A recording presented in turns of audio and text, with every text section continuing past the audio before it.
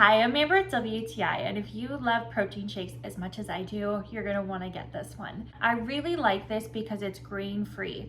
The protein comes from pea protein and very little ingredients. It contains 30 grams of protein, which is quite a large amount. I personally use it for replacing breakfast in the morning when I just don't have time to make it.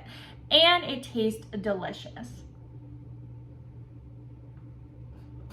It tastes like chocolate milk. It does not have a grainy powder texture to it. I find I just like to drink this just with water. I find when I add milk, it gets a little bit too heavy for my liking.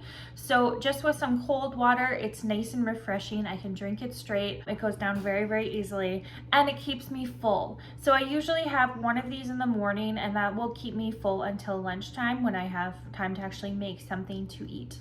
There's turmeric and alfalfa in here, which are really great properties to have in smoothies. And there's also a lot of amino acids. So this is gonna give you all that you need to get through your day or post-workout.